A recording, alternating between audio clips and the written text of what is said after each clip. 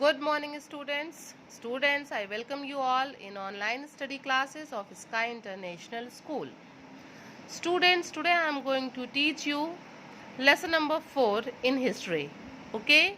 And the name of the chapter is The First Cities. For that, all of you open page number 30. Take pencils in your hand and let's start with me.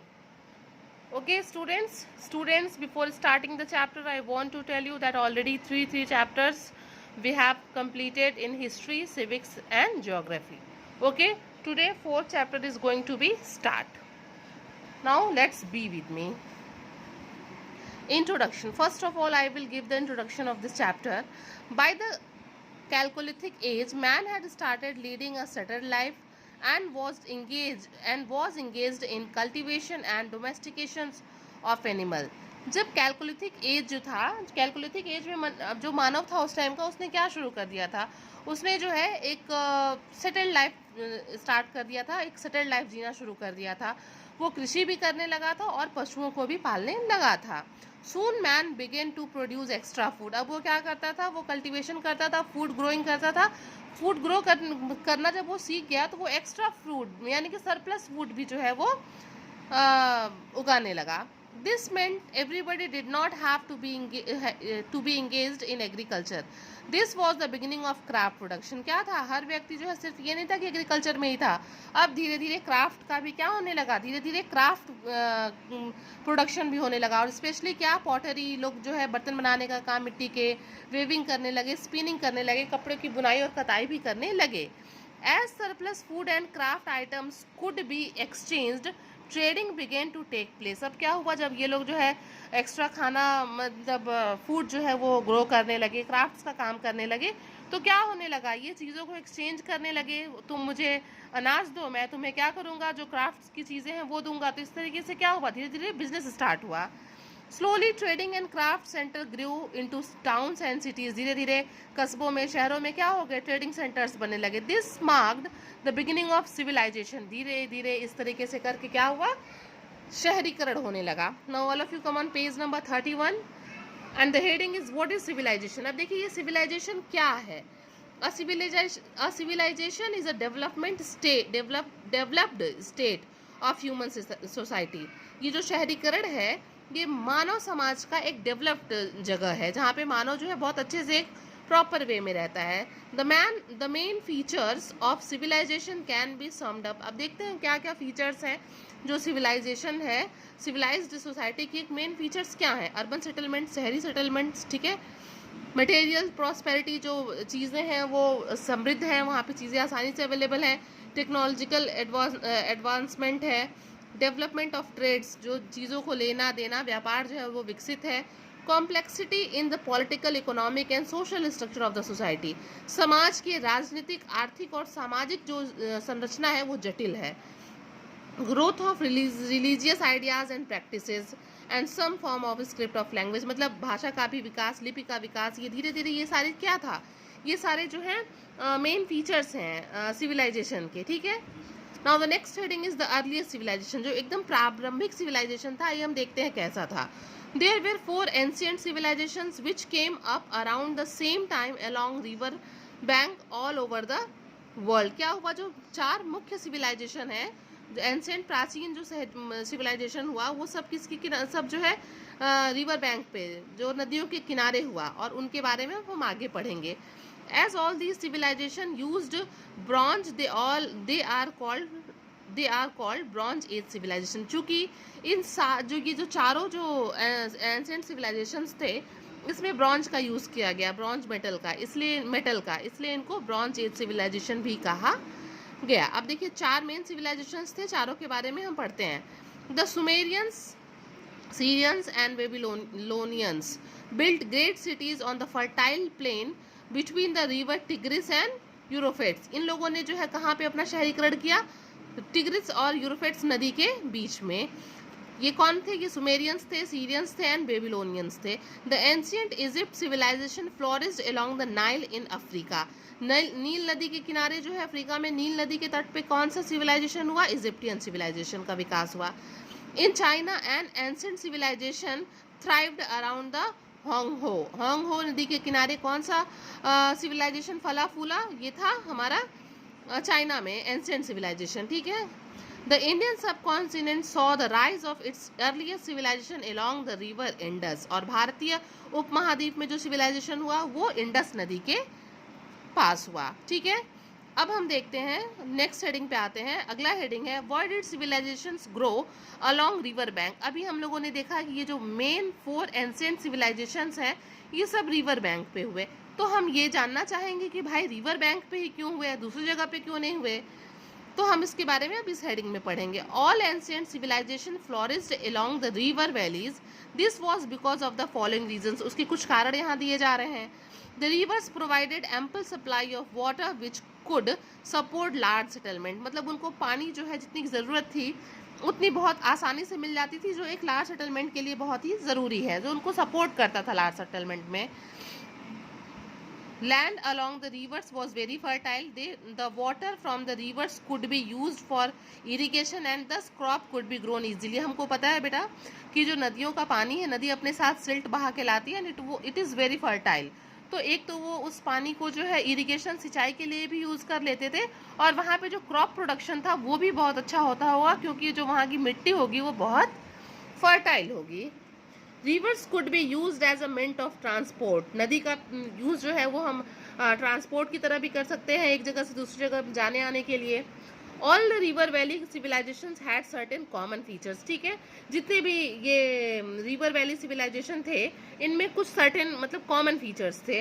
Apart from the fact that they all developed along river banks, they had several other striking similarities. For instance, केवल यही इनमें similarities नहीं थी कि ये सब के सब ये चारों रिवर बैंक पे ही फ्लोरिश हुए, इसके अलावा भी कुछ सिमिलरिटीज थी जो हम अब आगे पढ़ेंगे। दे वर ऑल अर्बन सिटीज, ये सारे क्या थे? शहरी शहर थे। दे ऑल इन्वेंटेड सम और the other form of writing, knew the art of pottery and were able to smelt various metals. ये मतलब क्या थे? ये इन लोगों ने कुछ ना कुछ इन्वेंट किया था, राइटिंग स्किल्स इनको पता थी, इनको पॉटरी आता था, पॉटरी का क्राफ्ट इनको पता था, और ये लोग क्या थे? डिफरेंट मेटल्स को गलाने वलाने का भी काम करते थे, तो इससे ये अपना वेपन्स भी बना लेते होंगे या जो भी ज़रूरी इनको जो इक्विपमेंट्स चाहिए एग्रीकल्चर वगैरह के लिए। Farming and domestication of animals were the most significant occupations which insured a regular supply of food. मतलब ये पशुपालन जो था और जो किसानी का काम था, ये एकदम ये चारों जो सिविलाइजेशंस थे ये करते थे, जिससे इनको इजीली जो है सरप्लस फूड वगैरह, फूड की सप्लाई वगैरह रेगुलर होती रहती थी। Another common feature that can be noticed in all ancient civilizations was their interest in the science of mathematics, ठीक है। जो इन चारों शहरीकरण में देखा गया एक कॉमन इंटरेस्ट वो क्या था? इन सबका इंटरेस्ट था साइंस ऑफ मैथमेटिक्स में। They studied the movement of moon, sun and planets to calculate season. ये इनके क्या करते थे? मूवमेंट को कैलकुलेट करते, मतलब मूवमेंट को जो है ये कैलकुलेट करते थे और सीजन्स के बारे में भी कैलकुलेशन कर लेते थे। That is how they created first calendar, और इस तरीके से इन लोगों ने क्या किया? पहला कैलेंडर बनाया। आइए अब हम इंडस वैली सिविलाइजेशन के बारे में पढ़ते हैं। ये एक हमारा सबसे ओल्डेस्ट सिविलाइजेशन है। The Indian subcontinent has been one of the oldest seat of human civilization. The Indus civilization flourished between 3000 to 1500 BCE in the valley of the Indus River and its tributaries in the northwestern part of Indian subcontinent। हमको पता है ना ये कब flourish होना, कब इसका उद्भव होना शुरू हुआ? 3000 से 1500 BCE में, ठीक है। और ये जो इंडस रिवर थी उसकी और उसकी जो सहायक नदियाँ थीं उसके मतलब उसके बीच में, उसके पास में northern western part of Indian subcontinent, Bharat के नॉर्दर्न वेस्टर्न जो उपमहाद्वीप था वहाँ पे इसका जो है उद्भव हुआ। Several sites of this civilization have been found outside the Indus valley, मतलब इसका बहुत सा सिविलाइजेशन जो है वो इंडस वैली के बाहर भी पाया जाता है, and they are collectively known as the Indus valley civilization. और इन सबको मिला के, इंडस वैली के बाहर होने के बावजूद इन सबको मिला के हम क्या कहते हैं? इंडस वैली सिविलाइजेशन कहते हैं। This civilization is also known as the Harappan civilization, इसको हम हरप्पन सिविलाइजेशन भी कहते हैं, because Harappa is the name of the first excavated site, क्योंकि हरप्पा क्या था? पहला एक ऐसा साइट था जहाँ पे एक्सकेवेशन हुआ था ना, खुदाई हुआ था। Some students page, turn the page, come on page number 32। Some other important Indus Valley sites are Mohenjodaro, Sindh in Punjab. अब जो अदर इम्पोर्टेंट साइट्स थे वो कौन कौन से हैं? मोहनजोदारो जो अब कहाँ है? Punjab, Sindh in Punjab. Sindh in Pakistan, Ropar in Punjab. Lothal, Rangpur and Rojdi in Gujarat. Kalibangan in Rajasthan. Banawali in Haryana. Kot Diji, Amri and Chanhu Daro in Sindh Pakistan and Alamgirpur in Uttar Pradesh. Okay, ये अदर जो है वो इम्पोर्टेंट साइट्स हैं। ठीक है, now come on the town planning. अब हम देखते हैं कि उस टाइम में टाउन प्लानिंग कैसा था। जब फर्स्ट क्या था, फर्स्ट सिटीज़ का फ्लॉरिश हुए तो उनका टाउन प्लानिंग कैसा था, अब हम उसको यहाँ देखेंगे। The house built of burn bricks were constructed on both side of the road. सड़क के दोनों तरफ जो है मकान बनते थे बर्न ब्रिक्स से। सम हाउसेज हैड ओनली 1 और 2 रूम्स। कुछ घरों में 1 या 2 कमरे होते थे। While others had more indicating different living quarters for rich and the poor. और दूसरे में जो है कुछ घरों में 1 या 2 कमरे होते थे और अलग बाकी में कुछ में ज़्यादा भी होते थे, जो ये शो करता है कि उस टाइम भी रिच और पुअर लोग हुआ करते थे। भाई जो रिच होगा उसके पास ज़्यादा कमरे, ज़्यादा बड़ा घर होगा, पुअर्स के पास इतने नहीं होंगे।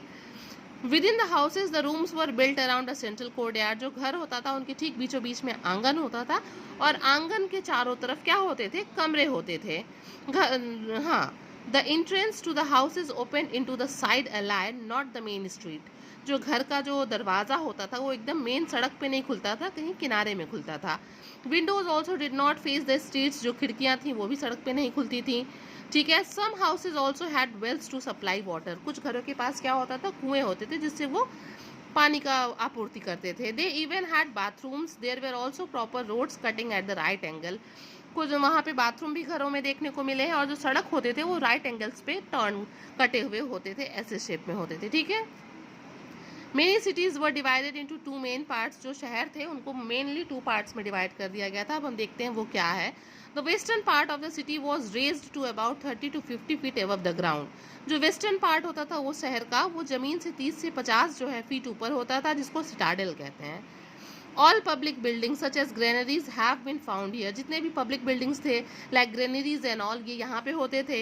Another massive structure found at the citadel is in Mohenjodaro was the town hall. मतलब वहाँ पे एक अगर हम अलग भी दूसरा कुछ देखने को मिले तो टाउन हॉल्स भी देखने को मिलते थे, which was probably use as an auditorium और अ प्रेयर हॉल। जिस टाउन हॉल को या तो हम ऑडिटोरियम, कोई सम्मेलन करने के लिए, या प्रेयर हॉल की तरह यूज कर सकते थे।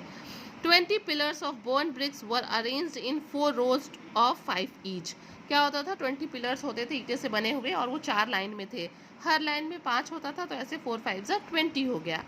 Probably the ruling class also stayed in the Citadel. जो रूलिंग क्लास जिसका शासन होता था वो जो है सिटाडेल में रुकते थे। Below the citadel to the east lay the rest of the cities. ये तो आप लोगों ने पढ़ा ना कि सिटी को 2 पार्ट में डिवाइड किया गया था। तो वेस्टर्न पार्ट में तो ये सिटाडेल था और उसके बाद ईस्ट पार्ट में बाकी जो सिटी थी, रेस्ट ऑफ द सिटी, वो वहाँ पे बसाई गई थी।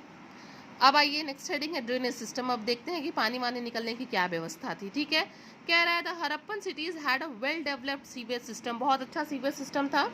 The streets had drains covered with large brick seals. जो ड्रेन्स थे वो उनको पत्थरों से ढका गया था। Since they were covered there were holes at regular intervals for cleaning. चूँकि ये जो नालियाँ थी, ये जो ड्रेन्स थे, ये ढके हुए थे, तो एक पर्टिकुलर इंटरवल्स के बाद जो है वहाँ पे कुछ होल्स थे ताकि वहाँ से उनकी सफाई की जा सके। Drains from bathrooms flowed into the sewers under the main street. क्या होता था? पानी जो है अंदर से नीचे से जाते जाते और जाके फिर नालियों में गिरता था। मतलब ड्रेनेज सिस्टम कुल मिला के बहुत अच्छा था। अब हम उसी पेज पे नेक्स्ट हेडिंग पे आते हैं, the great bath. A large oblong structure has been unearthed in the citadel in Mohenjodaro. क्या होता था? एक बहुत लंबा कार जो है स्ट्रक्चर खोदा गया रहता था, खुदाई हुआ रहता था सिटाडेल मोहनजोदारो में। Archaeologist called it the great bath. जो आर्कियोलॉजिस्ट थे वो सिटाडेल को क्या मतलब इस खुदाई को क्या कहते थे? ऑब्लोंग स्ट्रक्चर को ग्रेट बाथ कहते थे। It was made of brick and coated with natural tar. ये जो है ईंटे का बना होता था और इसको नेचुरल टार से जो है, जिसको बिटुमिन कहते हैं, कॉल्ड बिटुमिन से इसको एक कोट इस पे किया जाता था to make it water tight. ताकि ये पानी बहुत ज़्यादा सोख ना सके, पानी इधर उधर जा ना सके, वाटर प्रूफ बनाने के लिए। Steps from two sides led down to the structure, दोनों दो तरफ से जो है इसमें सीढ़ियाँ होती थी इसमें नीचे जाने के लिए। There were even changing rooms around the bath, और इसके किनारे किनारे क्या होता था, चेंजिंग रूम्स भी होता था कि सपोज लोग यहाँ नहाते हो तो फिर वो जाके जो है अपने कपड़े वहाँ चेंज कर सकते हो। ठीक है स्टूडेंट्स, अब हम आते हैं ग्रेनरीज। हम देखते हैं उस टाइम जो ग्रेनरीज, अनाज रखने की जो जगह थे वो कैसी थी, अब हम उसके बारे में देखते हैं। There were as many as 6 granaries in Harappa, 6 granaries थे। Near these granaries there were circular brick platform meant for threshing grains, और इन ग्रेनरीज के पास क्या ईंटे का गोल गोल बना होता था जिसपे वो अनाज को क्या करते थे, अनाज की थ्रेसिंग करते थे, उस पर पीट के जो है पेड़ में से अनाज को अलग करते थे।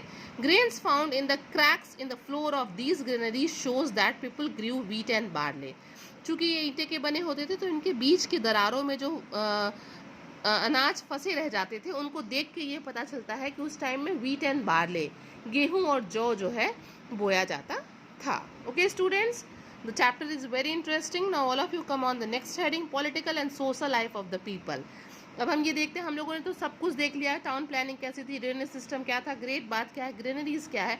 अब हम उस टाइम का पॉलिटिकल एंड सोशल लाइफ भी देखते हैं कि उस समय का जो मनुष्य था, जो मानव था, उसका जो है राजनीतिक और सामाजिक जीवन कैसा था। ठीक है, no substantial information has come to light regarding the social and political life of the Indus people, मतलब बहुत ज़्यादा इस बारे में तो नहीं कुछ हम लोग को इन्फॉर्मेशन मिला हुआ है, but the figure of a bearded man has been found who might have been a political or a religious head, but कुछ दाढ़ी वाले लोग जो है bearded man देखने को मिले हैं। ऐसा लगता है कि या तो वो राजनीति से बिलोंग करते होंगे या रिलीजियस हेड होंगे। Since we know that there were different kinds of craftsman, मतलब और क्राफ्ट्समैन भी थे उस टाइम में, it is possible that society was divided into groups according to occupations. तो हम ये मान सकते हैं कि अगर क्राफ्ट्समैन थे डिफरेंट तो हम ये मान सकते हैं कि जो सोसाइटी को डिफरेंट ग्रुप्स में डिवाइड किया गया होगा उनके व्यवसाय अकॉर्डिंग, उनके ऑक्यूपेशंस के आधार पे। Okay students, now come on the next page, page number 33। A beautiful bronze image of a dancing girl has also been found. एक बहुत अच्छा ब्रॉन्ज का इमेज भी मिलता है जिसमें डांसिंग गर्ल है, वो डांस करती हुई एक गर्ल होती है। Spinning and weaving were also established craft, people wore cotton and woollen clothes, मतलब लोग कॉटन वुलन क्लोथ्स पहनते थे। Women wore jewellery and use ivory forms as indicated by the ornaments found, मतलब जो वहाँ पे मिले हैं हमको अवशेष, जो भी एक्सकेवेशन में मिला है उसमें पता चलता है कि जो लेडीज़ थी वो ज्वेलरी पहनती थी, इवोरी का कॉम यूज़ करती थी। ठीक है, बाय द ऑर्नामेंट फाउंड, जो ऑर्नामेंट मिले हैं उनसे पता चलता है। There is also evidence that women use kohl in their eyes, और ये भी मिलता है देखने को, काजल मिलता है जिससे ये पता चलता है कि औरतें अपने आंखों में क्या लगाती थी, काजल लगाती थी। Now students come on the next heading, farming and rearing of kettles. कृषि और पशुपालन के बारे में हम पढ़ेंगे। Harappan sites were flooded regularly by the Indus and its tributaries which deposited silt in the surrounding areas. मैंने आपको पहले भी बताया है कि जो हरप्पन साइट्स था यहाँ पे मतलब नदी के किनारे पे था तो यहाँ पे हमेशा बाढ़ आया रहता था, और जो पानी है वो अपने साथ सिल्ट बहा के लाती थी और किनारे पे छोड़ के चली जाती थी, और this made the land fertile. इस सिल्ट से क्या होता था, वहाँ की जो आसपास की ज़मीन है वो बहुत ही उपजाऊ हो जाती थी। Therefore it is possible that agriculture became the chief occupation of the Indus people, और इसी वजह से वहाँ का मेन व्यवसाय क्या हो गया, कृषि हो गया, क्योंकि फसल अच्छी उगती थी। Wheat, barley, cotton, maize and millets were the main crops. Plows and sickles were commonly used as for implements. ठीक है, जो मेन अनाज थे वहाँ पे वो क्या उगाते थे लोग, व्हीट, बार्ले, कॉटन, मेज भी उगाते थे, मिलेट्स यानी कि मसूर भी उगाते थे, और उनका जो मेन वो था हल और सिकल मतलब हसिया। ठीक है, इसका भी यूज़ करते थे वहाँ पे। People also domesticated animals such as buffaloes, goats, dogs, sheep, pigs and monkeys, जानवरों का पालन करते थे, उसमें यही जानवर थे mainly. The horse however was unknown to them, उनके लेकिन उस टाइम के बारे में हॉर्स के बारे में कुछ जानने को नहीं मिलता है। ठीक है, लगता है हॉर्स के बारे में वो नहीं जानते थे। आइए अब हम टॉयज देखेंगे, खिलौने का क्या था उस टाइम में। Archaeologists have also recovered several types of toys, some of which are quite complex. और खुदाई में कुछ चीज़ें मिली जो खिलौने की जैसी ही थी और कुछ तो बहुत जटिल थे। They included terracotta cattle with movable head, इसमें टेराकोटा के जो है जानवर का कुछ इमेज भी होता था, कैटल्स भी होते थे जिनके सर हिलते रहते थे। Monkeys that slide down a string, ठीक है, toy cards and whistle shaped like birds. Toy cards होते थे, कुछ सीटियाँ होती थी जो चिड़िया के आकार में होती थी, तो इस तरह के खिलौने उस टाइम में खेले जाते थे। अब अगली हेडिंग है pottery. A large number of utensils found at different Harappan sites clearly indicates that pottery was an important occupations. Harappan sites के पास जो है बहुत अधिक मात्रा में बर्तन मिले मिट्टी के, जो ये बताते हैं कि पॉटरी भी उस टाइम का एक बहुत इंपॉर्टेंट व्यवसाय था।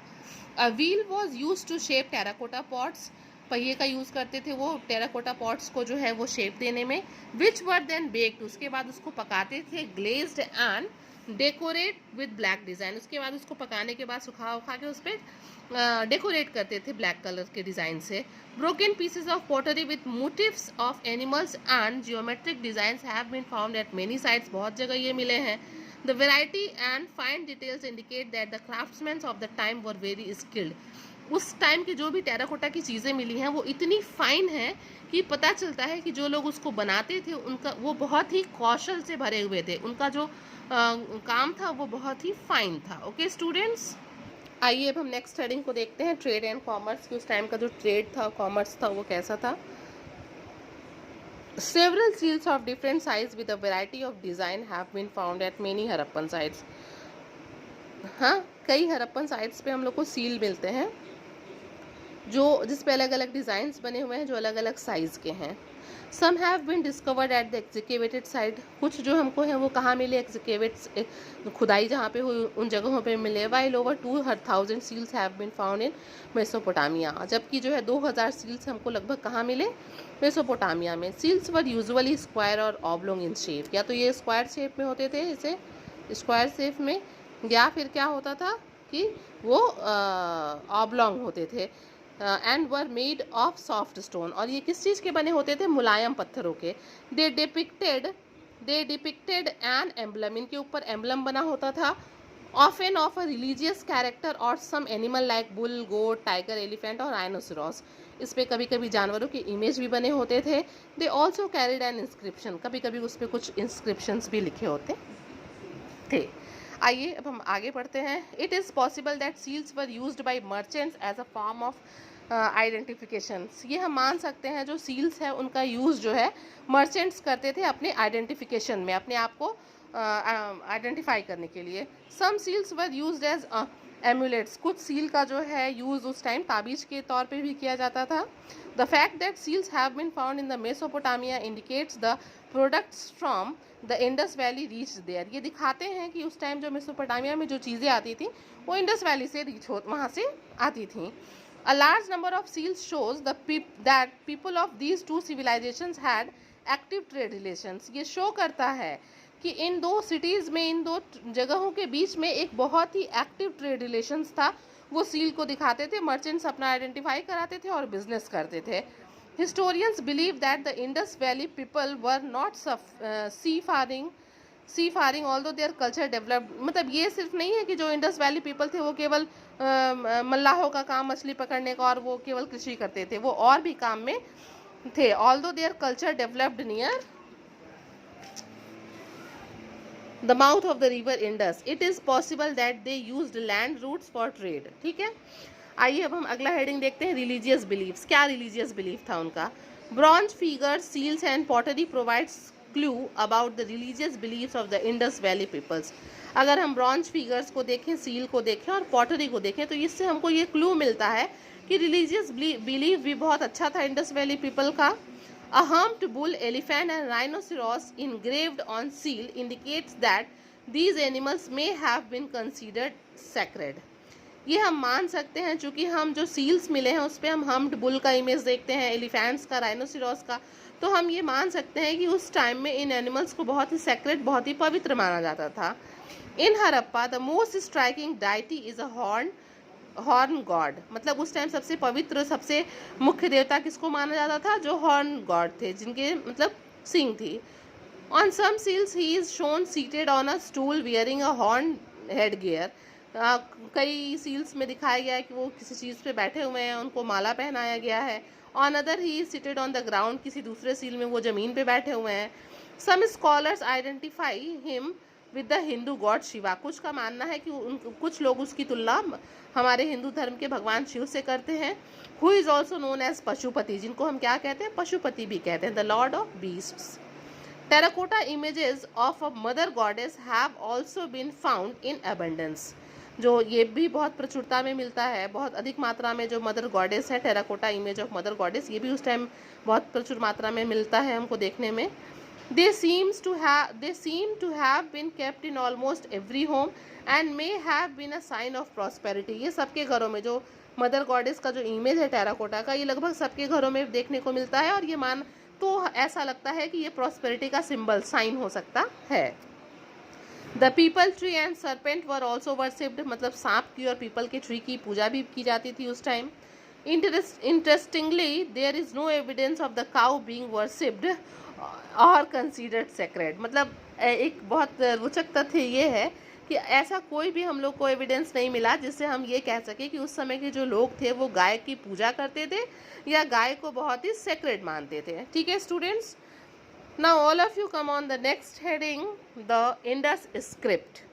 कि उस टाइम जो स्क्रिप्ट का था वो क्या है, देखिए हम देखते हैं। ठीक है, the script used by Indus Valley people is one of the earliest known script। उस टाइम जो इंडस वैली में जो स्क्रिप्ट यूज़ की जाती थी वो हमारी सबसे प्राचीन स्क्रिप्ट है। It was a picture based script, ये जो है पिक्चर से संबंधित है। विद ईच पिक्चर और सिंबल रिप्रेजेंटिंग अ वर्ड और अ साउंड। जो प्रत्येक पिक्चर है या सिंबल है वो क्या करता है, वो प्रत्येक पिक्चर या सिंबल है एक वर्ड या एक साउंड